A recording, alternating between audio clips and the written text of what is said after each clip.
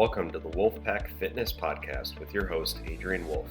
I'm a PhD student in interdisciplinary health sciences with a master's degree in kinesiology and a bachelor's degree in psychology. I've been a fitness coach for over 10 years and I've trained everyone from everyday gym goers to kids to Division I collegiate and professional athletes. My mission is to provide you with actionable knowledge in the areas of fitness, nutrition, stress management, and psychology to help you live your best life every day. Let's get to the show. What's going on, Wolffpack? Welcome back to another episode of the Wolffpack Fitness Podcast with me, your host, Adrian Wolff. If you're liking the content I'm providing, please pause this episode, follow my podcast, and submit a quick rating if you're listening on Spotify, or a review if you're listening on Apple Podcasts to help me reach more people. I want to thank you for continuing to listen and helping me grow my podcast. Before I get into this episode, I want to make it known that this podcast is separate from my teaching and research roles at the University of Nevada, Las Vegas. In this episode, I discuss 5 big reasons why you might be feeling exhausted all the time and what you can do to fix them. These reasons apply to you, whether you're consistent with an exercise routine, you exercise somewhat on a regular basis, or you're currently not exercising at all. I dive deep into how exercise, inactivity, and something called social jet lag play into your low energy levels, and give you simple strategies you can use every day to start turning your fatigue into sustainable, long-lasting energy. Okay, let's get into this very interesting topic and explore why you might feel perpetually exhausted and walking around like a zombie all day, even though you may think you're doing all of the right things. Throughout my many years of working with a variety of clients, both one-on-one and groups, I tend to see this quite often, especially in the group fitness setting. From my experience, younger and vibrant athletes in their 20s tend to get away with many things while staying energized throughout the day. But as the 30s roll around, aside from simply aging, certain things tend to occur that leave people in this age range and beyond perpetually exhausted and not being able to find a way out of that daily struggle. So let's think about what additional stressors in your life might play a role in this. You might have gotten married, started a family, and bought a house.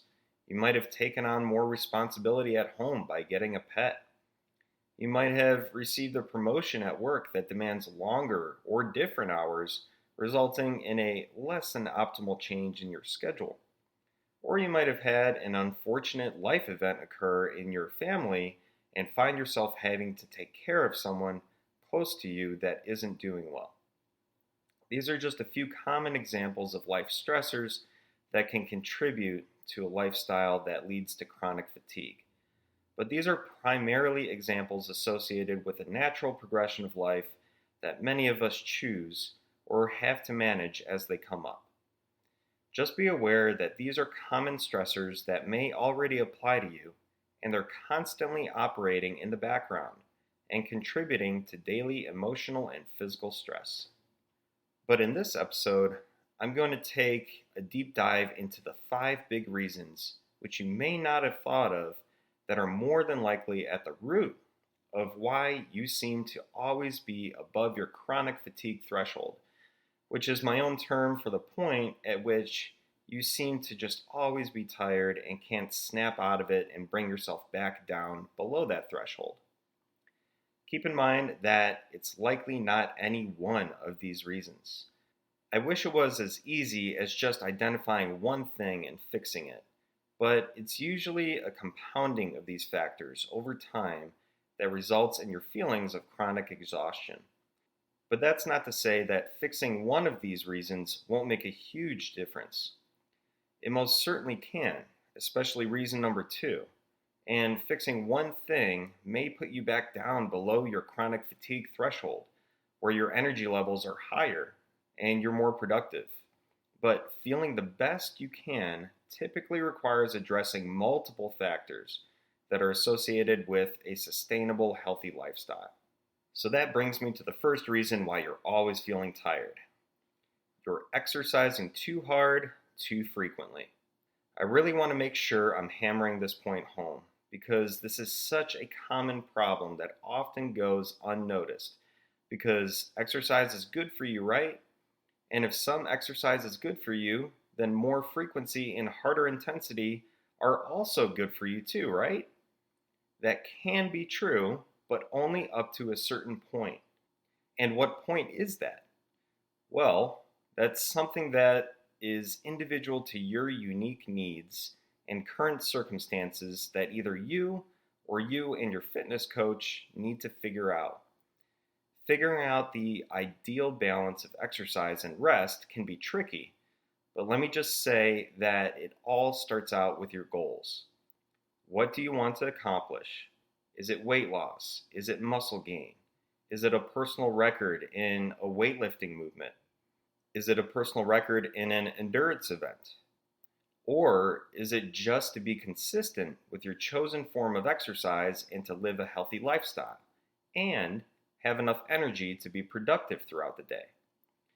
This is where you need to have some awareness and be honest with yourself about what you really want.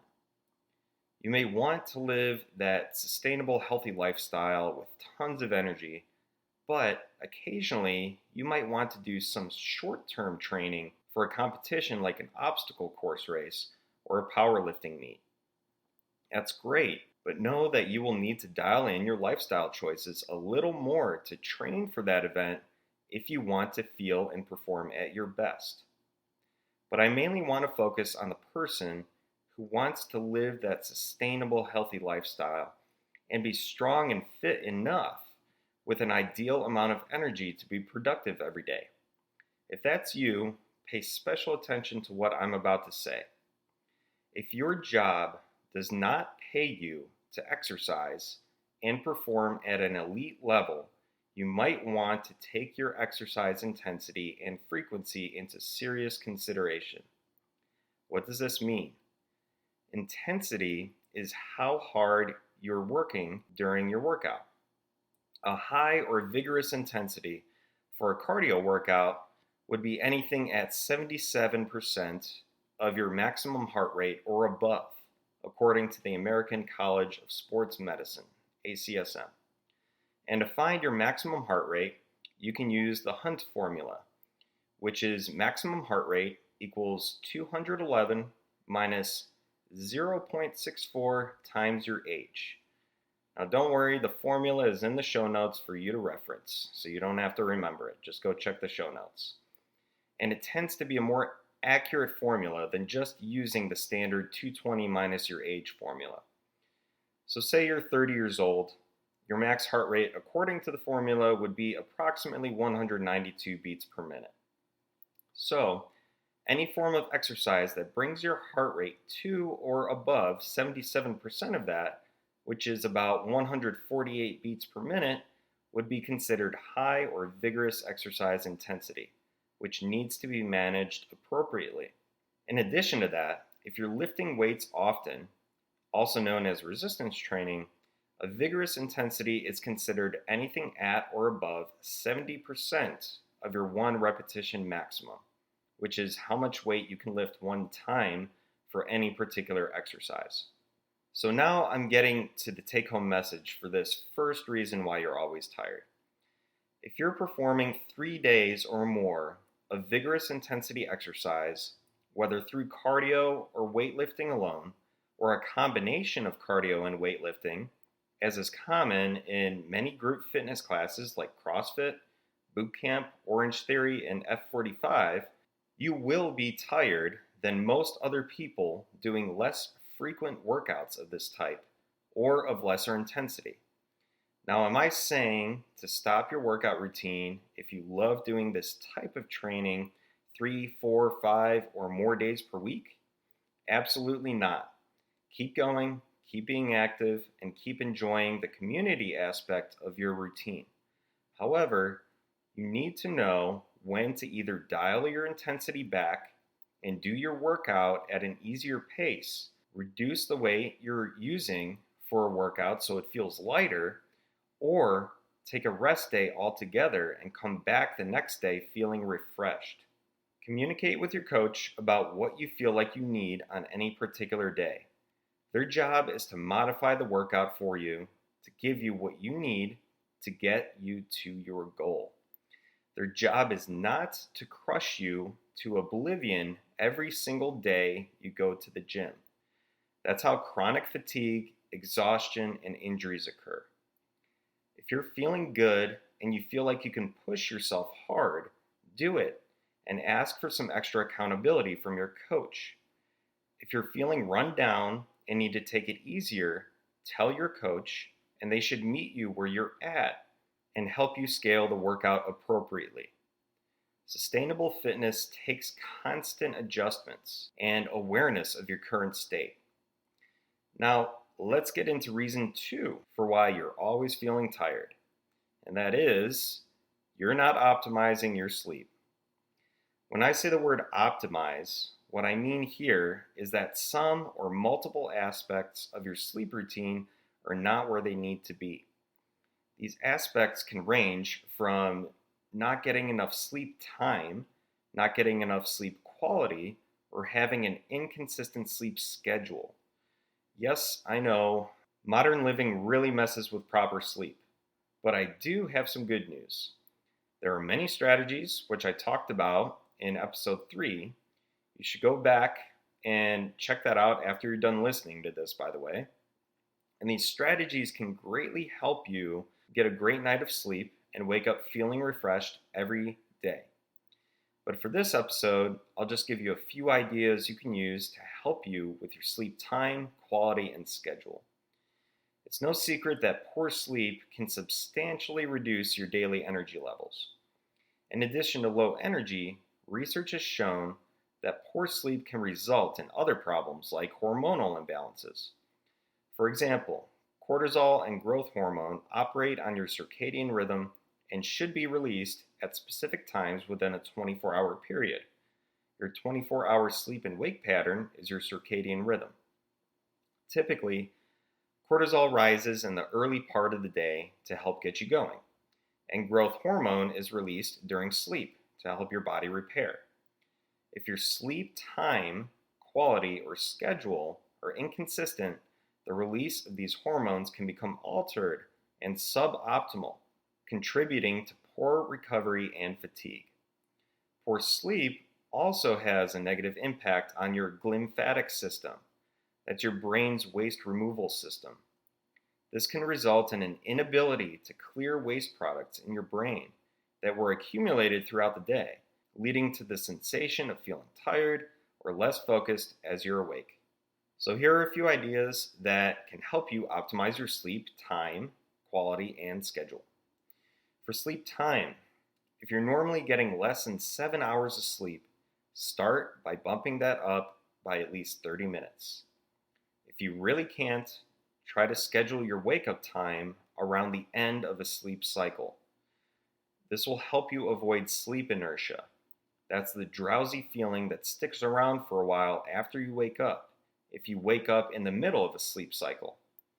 A sleep cycle is typically 90 minutes long, so if you really can't get 7.5 hours of sleep, that's 5 full sleep cycles, try waking up at the 6-hour mark right after 4 full sleep cycles and see how you feel. But this should be a short-term strategy, and I do not recommend sleeping only 6 hours per night. You can easily get at least 7.5 if you just turn off the TV and your phone 30 minutes earlier. Whatever is on your screen can wait.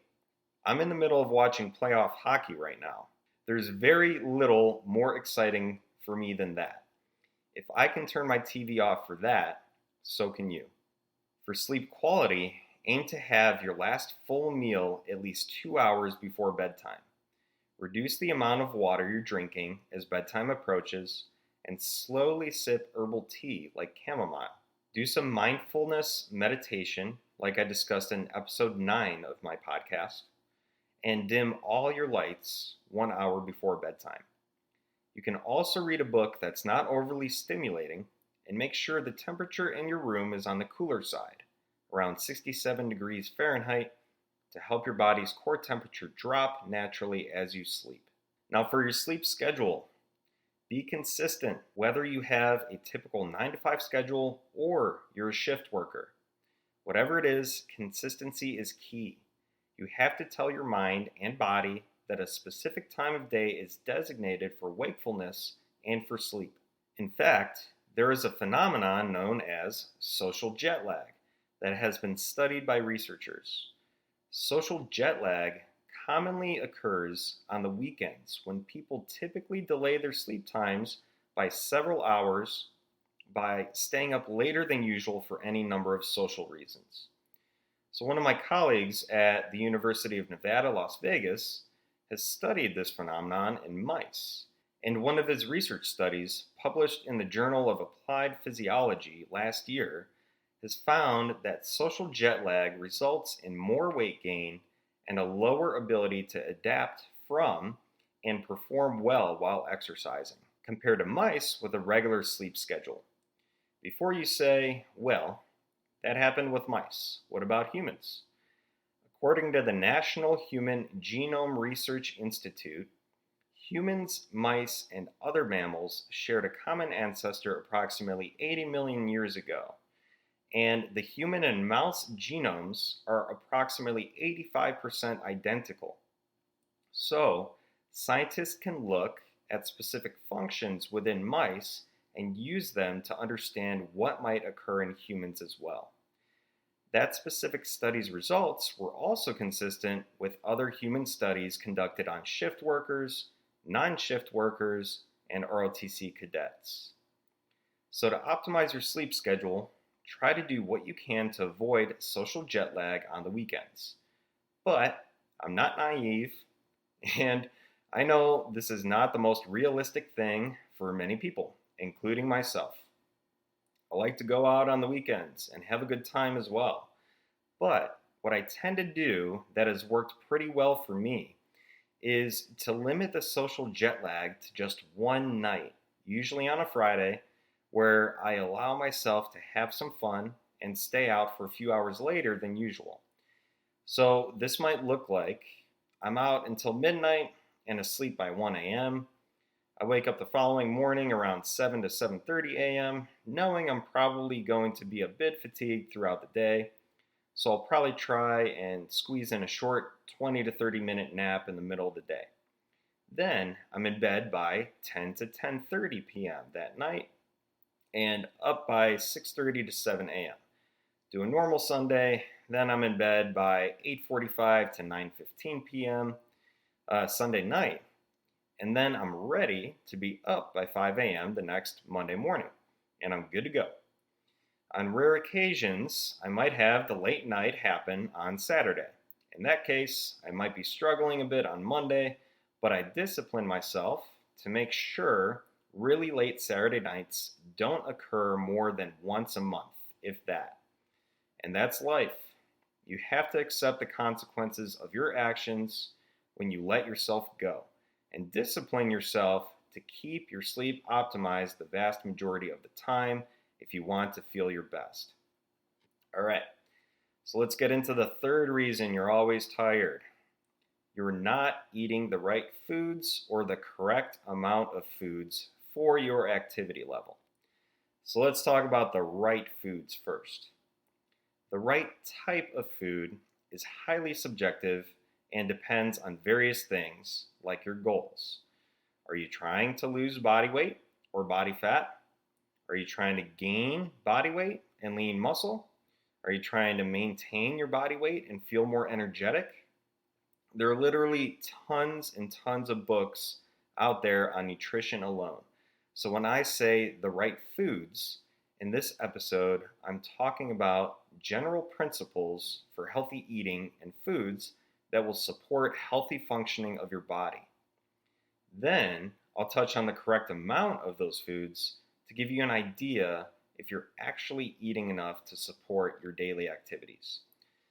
So the right foods that will in general support consistent and steady energy levels throughout the day are whole foods like fruits, vegetables, pasture-raised and organic meats, wild caught seafood, nuts, seeds, and healthy oils like olive oil or avocado oil, and also some whole grains like oats and brown and wild rice. Whole foods means that they are composed of one ingredient, the food itself. So, what's in a banana? Banana. But what's in a frozen pre-made dinner? You don't want to know, or maybe you should know. Go check out the ingredient label on the box of one of those meals and you'll be surprised. If a lot of your current diet, and when I say diet, I don't mean that you're on a short-term typical fad diet that's unsustainable. What I'm referring to is the foods you tend to eat on a daily basis, what the majority of the foods are that you're eating on a typical day. That's what the word diet is referring to. So, if a lot of your current diet is coming from ultra processed, highly palatable foods, like I talked about in episode 3 of my podcast, you more than likely will be experiencing energy spikes and crashes and inconsistent energy levels throughout the day. Your appetite will also likely be suboptimal due to alterations in how your satiety hormones are functioning. This can also feed into low energy levels throughout the day. Pun totally intended. One thing to think about is that foods like protein bars can also fall into that ultra processed, highly palatable category. Just because you're having 3 protein bars a day doesn't mean you'll be functioning at your best. It's certainly a step in the right direction from, say, a standard candy bar, but it doesn't compare to the benefits you get from whole foods. So, start getting more whole foods into your diet at every meal and snack, and you'll notice that you start to have more energy and you're more productive throughout the day. Once you start replacing ultra-processed, hyper-palatable foods with whole foods, you also need to consider the amount of food you're eating. If you're an active person, you work out most days of the week, and you've been in a calorie deficit for months because you still think it will help you lose weight, it's time to reframe that thinking and start eating more. But more of the right foods I just talked about, whole foods. If you're not sure how much you're actually eating, try a 3-day food log in an app like MyFitnessPal, which I've also linked in the show notes, and see how many calories you're actually eating. You might be surprised how little you're actually giving your body. Being in a calorie deficit for such a long time can actually slow your metabolism, making it more difficult to lose weight. So start bumping up your calorie intake with the right foods and see what happens to your energy levels and body weight. And if you're not very active right now and you're eating lots of ultra-processed, highly palatable foods, just focus on slowly making some changes and incorporating more whole foods into your meals and snacks, and you'll start to notice a difference in your energy. All right, let's get into reason number 4 for why you are always tired. This one applies to people who are already pretty active and exercise the majority of the week. This is one that many people generally don't think about, and that's the fact that you might not be warming up sufficiently. If you're working out on your own and you're pressed for time, it's common to want to cut your warm-up short. Or if you're doing group workout classes, there typically is a lot that needs to get done in an hour to get the most bang for your buck. So the warm-ups can sometimes be a little short and not allow for optimal functioning of your body prior to starting the main portion of the workout, particularly if you're doing heavy weightlifting and high-intensity circuit training with weights and calisthenics. Highly effective warm-ups include restoring mobility in stiff tissues and joints, activation of smaller stabilizing muscles that tend to be used infrequently, activation of larger muscles like your glutes, which are your butt muscles, and hamstrings on the back of your thighs that most people sit on all day long, and raising your body temperature and increasing blood flow to the extremities, and more intense activation of type 2 muscle fibers, which are muscles that help you generate more force and power. Doing all this can literally take 15 to 30 minutes, which can be up to half of an hour-long group fitness class. Think about this question for a second. Have you ever done a group fitness class and just felt stale, weak, and stiff throughout your reps, and everything feels harder and heavier until the final 15 to 20 minutes rolls around, and then all of a sudden the reps feel better, you feel more loose, stronger, and more powerful? But by then, your workout is almost done. How does that happen?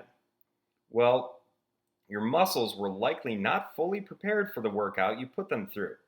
In essence, the majority of your workout was actually an extended warm-up.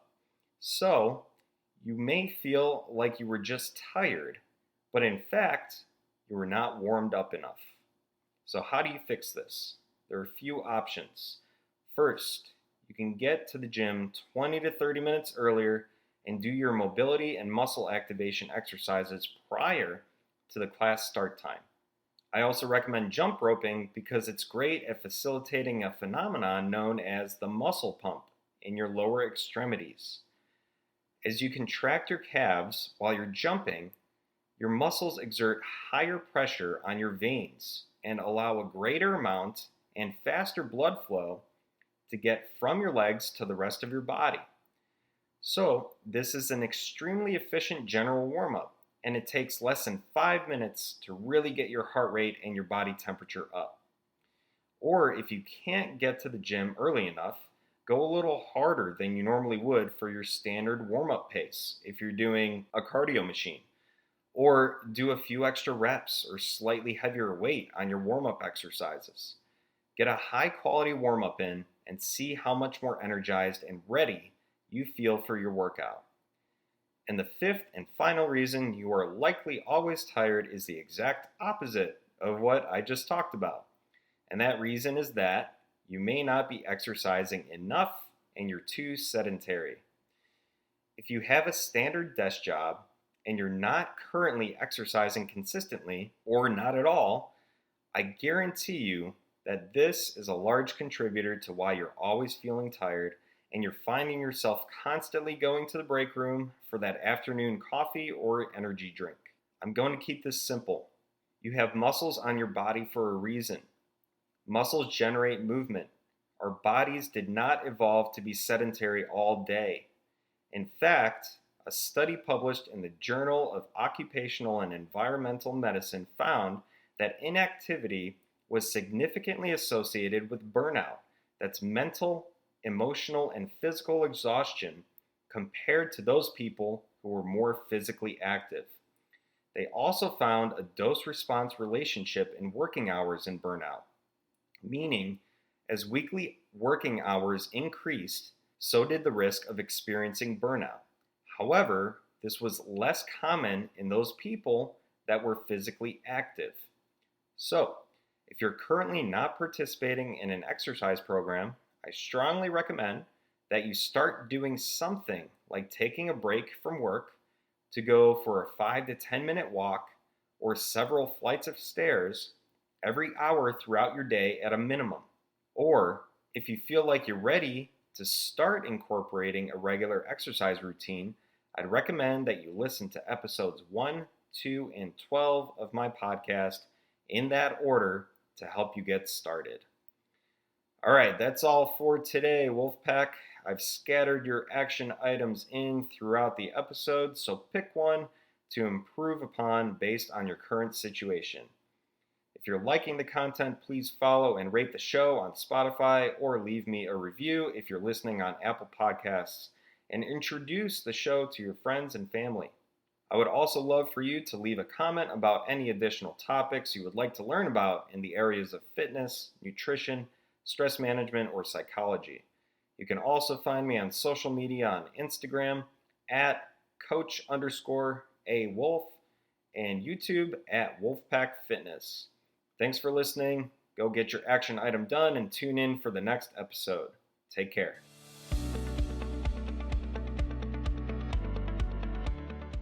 Thank you for listening. If you like the content, be sure to follow my podcast, leave a review, and check out the show notes for additional details and links discussed in this episode. My mission is to provide you with actionable knowledge in the areas of fitness, nutrition, stress management, and psychology. It is often said that knowledge is power, but I like to say that knowledge applied is even more powerful. Take what you learned today and find a way to apply it to your lifestyle so you can continue living your best life. Thanks, and be sure to activate the new episode notifications to be the first to learn about new and exciting content. See you next time.